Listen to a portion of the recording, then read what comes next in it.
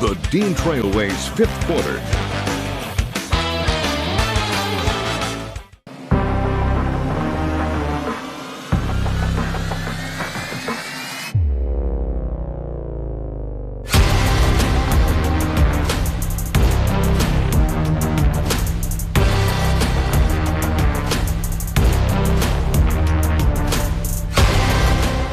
Had a hot night tonight. Our guys were pretty much hitting everything, and we're advancing.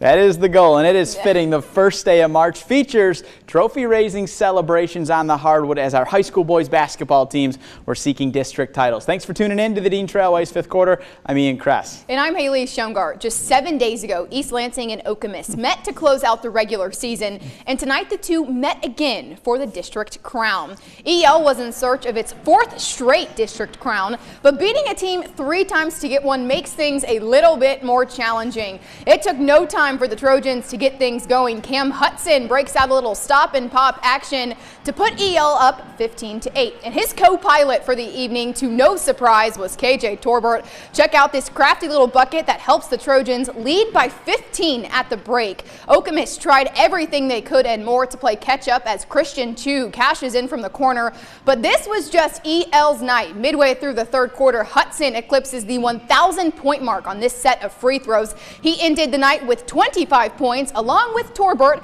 who would just not be denied. EL captures the district title by the score of 66-47, the final, and this one just means a little bit more. Okemos is our rival, so anytime we can beat them and do it in that type of fashion, it's really important to us, and I think we're really proud of ourselves tonight. We know the talent that we have coming through the school every year, and the district is just one little goal we have every year, and we try to achieve. Man, that was a great win for our team, but you got to give a shout out to Okemos, man. Coach Wants is a great coach. Those kids play hard. We just had a hot night tonight. Our guys were pretty much hitting everything, and we're advancing. Well, if you were looking for drama, this is the game for you. CAAC Blue foes Waverly and DeWitt faced off at Grand Ledge. The Panthers led by 3 at halftime and kept adding to it in the third. Zach Nevison drops a dime to Matt Hoon, and it's 3 points the old-fashioned way for DeWitt, who led by as much as 9. Then Deontay Pfeiffer went into his bag of tricks. The senior with a little hop, skip, and a do gets the bucket and the whistle. He finished with a team-high 16 points. The Warriors would take a 1-point lead into the fourth quarter thanks to steals and scores like this from Kavandre Pena. The two teams continue to go back and forth in the fourth quarter. In the corner, Luke Hanselman hits the 3 and gives the lead back to DeWitt. Pfeiffer would make some key free throws late. Then he made a clutch pass to Derek Thomas II as Waverly takes a 3-point lead in the final seconds. DeWitt had a chance to tie at the buzzer, and it's no good. Waverly wins a thriller 45-42 and claims its first district title since 2013. It's not like winning the district, that says, because this says that you get to advance. And so that's the goal, to win and advance. These guys did a great job.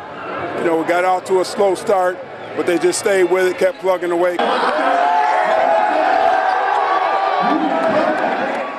It feels a great moment because we've been super close, getting tough losses the years before in the finals, so I was just happy to finally get it. So there were other districts across the area where conference foes were meeting in the district title game tonight, like the matchup at Bellevue High School. That's right, CMAC foes Fowler and Portland St. Patrick squared off for the trophy. For more on this game, we bring in the third member of our team, Tyler Dreesinga. Hey, Tyler.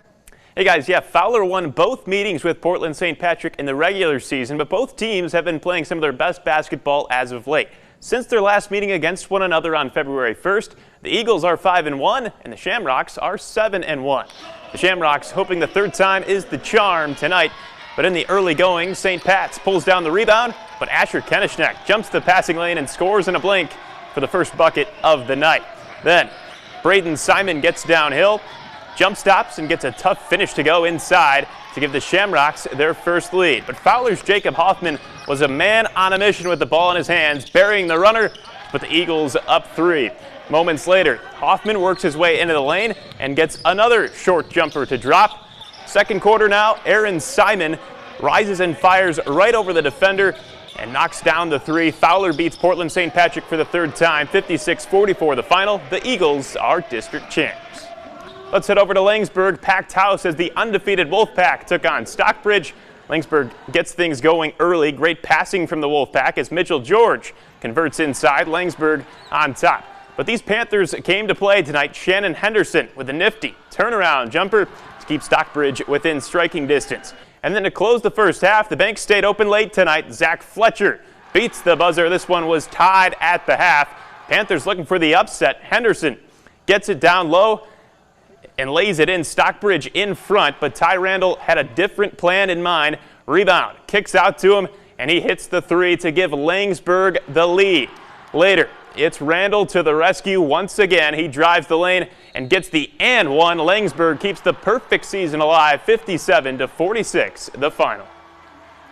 All right, well, over at Potterville, Pewamo Westphalia was taking on Maple Valley, and the Pirates were playing this game without leading scorer Grady Eklund, who was out due to illness. And early on, the Pirates found their groove offensively as Trevor Spitzley gets fancy with the lay-in. Maple Valley, though, would show off its slick moves. A little later, Tegan McDonald throws up a few pump fakes at the defense and ties up the game. Down low was the place to be on the court. The Pirates feed sophomore Trent Piggott in the paint, and PW starts to find its groove. Then the Pirates test out the deep ball. Reese Thalen hits nothing but net to extend the lead. Pewamo Westphalia goes on to win 59-42 to claim the district title and will take on North Muskegon in the regional semis. It's time for our first break of the night, but when we come back, we're checking in with Lansing, Sexton, and Charlotte. The J-Dubs were looking to capture their first district title since the 2012-2013 season. Plus, Jackson Lumen Christie had to face off against a Napoleon team tonight that hasn't lost a game in 2024. We've got the highlights when the Dean Trailways fifth quarter returns. Lansing, Sexton, and Charlotte finished as the top two teams in the CAAC White this season, and they clashed for the third time this year in the district championship tonight. The J-Dubs won both of the regular season meetings en route to the conference championship, but their last game against the Orioles was decided by just 3 points. Charlotte coach Tom Fleming has announced this will be his last year, so the Orioles would love to win him another district title. Cutler Brandt was doing all he could to make that happen. This three put the Orioles up 7 in the third quarter. Sexton has an answer. Keyshawn Somerville pulls up from way downtown and knocks it through. Then under 5 seconds to go in the quarter, it's Brandt burying the corner three off the baseline out of bounds. Orioles were up 7 going into the fourth, but the J-Dubs storm back. Devon Hodges-Smith with a head of steam gets the hoop and the harm to cap an 8-0 run to put Sexton back in front, and they were hyped up, but Brandt would not be denied tonight. He glides to the rim for an and one of his own to put Charlotte back in front. Brandt finished with 35 points as the Orioles pull away to win their second straight district title, 61-49. Winning this trophy on their home court and Coach Fleming's final year is a special feeling for Brandt and the Orioles. I mean, everything he built it. The 2-3 up there, the 2-4 that's about to be up there is because of him. Hey, I love him. I don't want him to leave. He was not going to lose his last game on this court. It just wasn't going to happen, and I could just see that in his eye this whole week.